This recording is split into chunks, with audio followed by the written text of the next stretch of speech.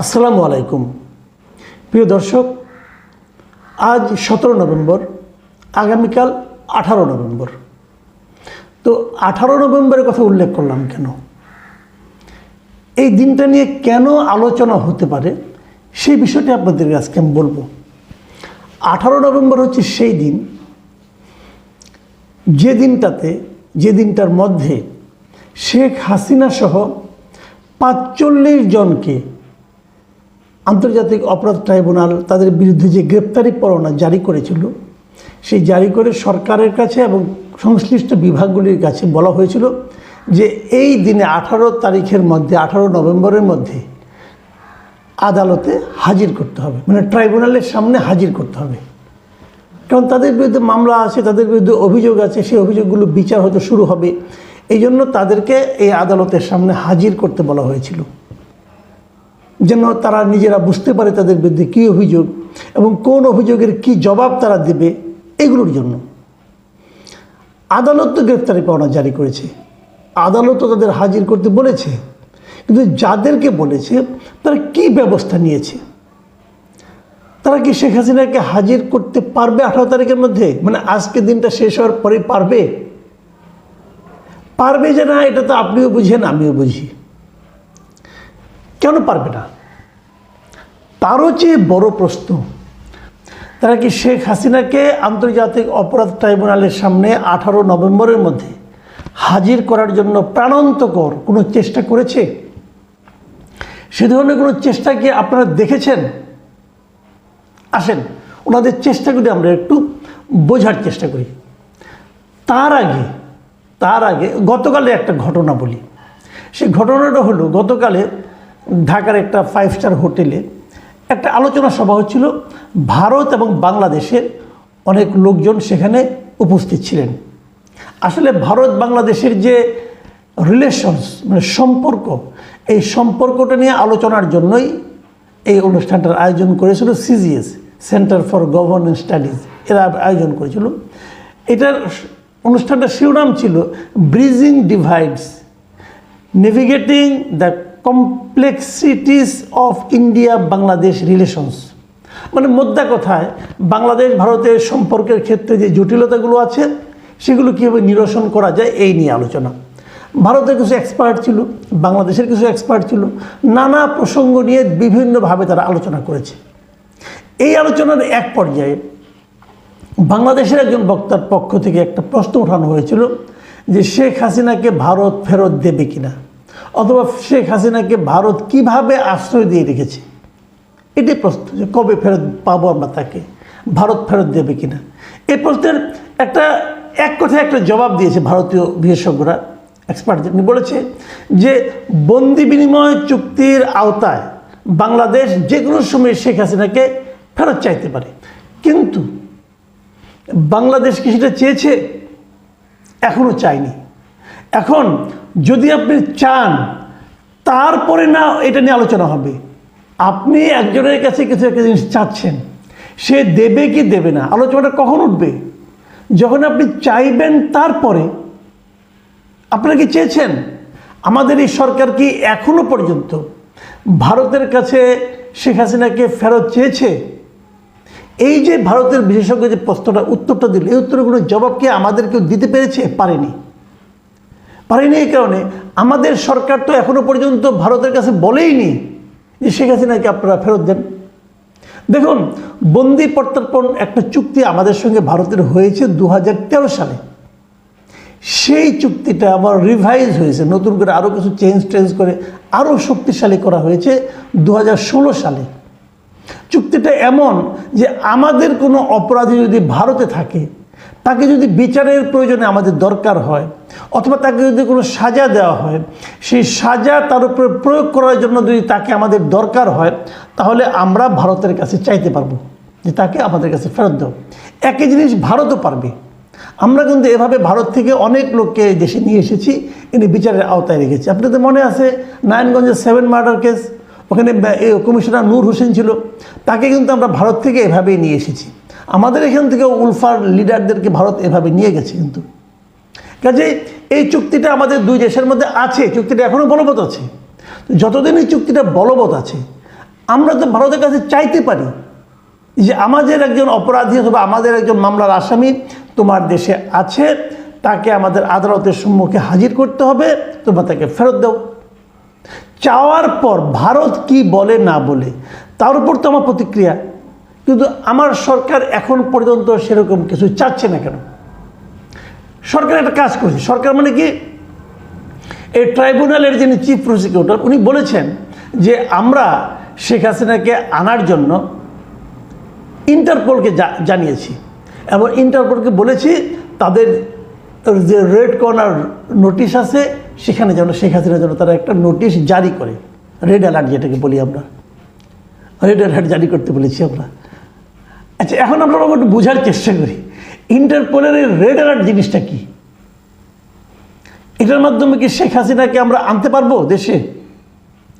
Red অ্যালার্টটাকে শোনার ভাই, একটা আন্তর্জাতিক ইন্টারপোল যেটা আছে, ইন্টারপোল একটা আন্তর্জাতিক সংস্থা, তাদেরকে আমরা জানাবো যে এই লোকটাকে আছে, আপনাদের একটা ওয়েবসাইট আছে, ওয়েবসাইটের মধ্যে এটা বলা হয় রেড কর্নার নোটিশ জারি করা আর কি, সেখানে এই নামটা আপনারা ঢুকান। দেখেন ইন্টারপোলের কাছে সারা দুনিয়ার এখন পর্যন্ত কতজন লোকের নামে রেড অ্যালার্ট জারি করার কথা বলা হয়েছে আপনারা ধারণা করতে পারেন? 666 জনের নামে সারা দুনিয়ার রেড অ্যালার্ট জারি করা হয়েছে ইন্টারপোলের, তারা এটা প্রকাশ করেছে। তার মধ্যে ভারতেরই আছে 209 জন, আর আমাদের বাংলাদেশের আছে এখন পর্যন্ত 64 জন। এই 64 জনের মধ্যে একজন মৃত্যুদণ্ডপ্রাপ্ত আসামিও আছে, তাকে এই ট্রাইব্যুনালে মৃত্যুদণ্ড দিয়েছিল 71 মানবতা বিরোধী অপরাধের দায়ে। তাকে আমরা আনতে পেরেছি? এখনও কিন্তু পারিনি। আচ্ছা ঠিক আছে, আসলে রেড অ্যালার্ট জিনিসটা কি সেটা আরেকটু বলি। রেড অ্যালার্টের অর্থ হলো যে অমুক লোক, তাকে আমাদের দরকার, তার বিরুদ্ধে মামলা আছে, ওয়ারেন্ট আছে, অথবা সে আসামি, তার বিরুদ্ধে রায় আছে, সেটা বাস্তবায়নের জন্য আপনারা ওই লোকটাকে আমাদেরকে খুঁজে পাঠান। এই প্রথমত তারা খুঁজবে লোকটা কোথায় আছে, খুঁজে তারা পাঠাবে আমাদেরকে। তো হাসিনাকে খোঁজার কি আছে? আচ্ছা, আমি রেড অ্যালার্টের আরেকটা ঘটনা যেটা বলতে নিয়েছিলাম সেটা একটু বলেই নেই। আপনারা কি জানেন বিএনপি যে ভারপ্রাপ্ত চেয়ারম্যান তারেক রহমান, ওনার বিরুদ্ধেও কিন্তু রেড অ্যালার্ট জারি করা হয়েছিল। কে জারি করেছিল? হাসিনা সরকার জারি করেছিল। যে তারেক রহমান 21শে আগস্ট গ্রেনেড হামলা মামলার আসামি, দণ্ডপ্রাপ্ত আসামি, অতএব তার দণ্ড বাস্তবায়নের জন্য তাকে দেশে আনা দরকার, এই মর্মে তারা এই ইন্টারপোলকে বলেছিল রেড অ্যালার্ট জারি করার জন্য। সেটা 2015 সালের কথা। জারি করার পর তারপরে তারেক রহমানের যারা আইনজীবী আছে তারা এটা নিয়ে লড়াই করেছে যে ওনার বিরুদ্ধে রেড অ্যালার্ট জারি করা যেতে পারে না। এটা নিয়ে শুনানি হয়েছে, ইন্টারপোলের শুনানি হয়েছে, এবং ইন্টারপোলের শুনানি শুরু হওয়ার পর এটা 2016 সালের 14 মার্চ ইন্টারপোল এই রেড অ্যালার্টটা প্রত্যাহার করে নিয়েছে। ওই না, তারেক রহমানের বিরুদ্ধে রেড অ্যালার্ট প্রত্যাহার করে নেওয়া হলো, এটা রেড অ্যালার্ট হিসাবে থাকতে পারে না। তো যে জিনিসটা ইন্টারপোল প্রত্যাহার করে নিয়েছে, এখন শেখ হাসিনাটাকে প্রত্যাহার হতে পারে না? এটা হতে পারে। তারেক রহমানকে তো হাসিনা গভর্নমেন্ট মানে যাবজ্জীবন কারাদণ্ডপ্রাপ্ত আসামি হিসেবে অভিহিত করেছিল, বাংলাদেশের আদালতে বিচার হয়েছিল। শেখ হাসিনার বিরুদ্ধে বিচার এখনো হয়নি, বিচার শুরুই হয়নি। তো এটা তো ইন্টারপোলের কাছে আরও কম গুরুত্বপূর্ণ হবে। তাহলে কী হবে? এখন শেখ হাসিনার পক্ষে কেউ না কেউ যে সেটা মামলা করবে, শুনানি হবে, রেড অ্যালার্ট প্রত্যাহার হয়ে যাবে। এই কাজ হতে হতে 3 বছর 2 বছর লেগে যাবে। তাহলে এই সরকার কি আসলেই শেখ হাসিনাকে দেশে ফেরানোর ব্যাপারে আন্তরিক? আর রেড অ্যালার্টে কী করবে? তারা খুঁজে দেখবে কোন দেশে আছে। এটা তো খোঁজাখুঁজির কোনো দরকার নাই। ভারত তো একদিনের জন্য অস্বীকার করে নাই যে শেখ হাসিনা তাদের এখানে আছে। শেখ হাসিনা 5ই আগস্ট এই দেশ ছেড়ে চলে গেল। 6ই আগস্ট মানে পরের দিন ভারতের পররাষ্ট্রমন্ত্রী এস জয়শঙ্কর উনি ভারতের লোকসভায় এবং রাজ্যসভায় উভয় সভায় বিবৃতি দিয়ে জানালেন যে স্বল্পকালীন একটা নোটিশে শেখ হাসিনা ভারতে এসেছে। তারপর শেখ হাসিনা যে ভারতে আছে এটা তো ভারত সরকার অফিসিয়ালি বাংলাদেশকেও জানিয়েছে। তাহলে তিনি কোথায় আছেন এটা খোঁজার জন্য ইন্টারপোলের শরণাপন্ন হওয়ার কি যুক্তি আছে ভাই? ভারতকে বললেই হয় আমার একটা লোক তোমার কাছে আছে, তার বিরুদ্ধে মামলা হয়েছে, তাকে আমাদের দরকার, বন্দি প্রত্যর্পণ চুক্তির আওতায় আমরা তাকে ফেরত চাই। বলে দেখেন আপনি। বিষয়টা আপনাদের একটা উদাহরণ দিয়ে বুঝাই। ধরা যাক আপনার একটা জিনিস আপনার বাড়ির পশ্চিমের ঘরে রয়েছে, আপনি জানেন আপনি তারপরে বিদেশি একজন লোককে এনে অথবা আরও গুরুত্বপূর্ণ একজন লোককে দায়িত্ব দিলেন, দিয়ে বললেন যে ভাই দেখেন তো জিনিসটা কোথায় হারিয়ে গেল। উনি কী করবেন?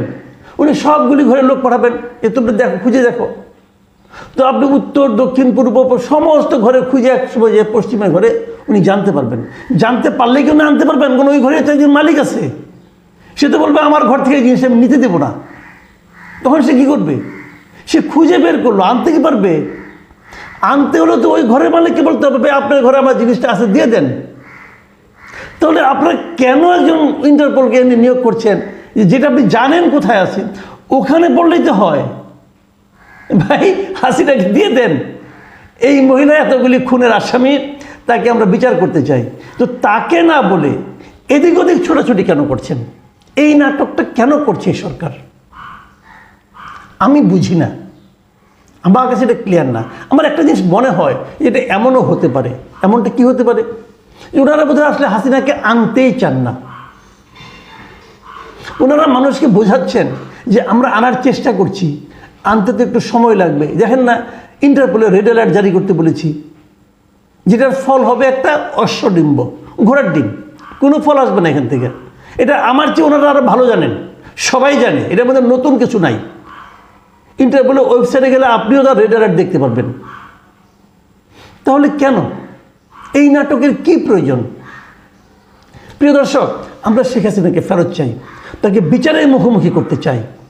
সে যা যা অপরাধ করেছে প্রত্যেকটা অপরাধের বিচার করতে হবে। আমরা শেখ হাসিনাকে ফেরত আনা নিয়ে নাটক চাই না।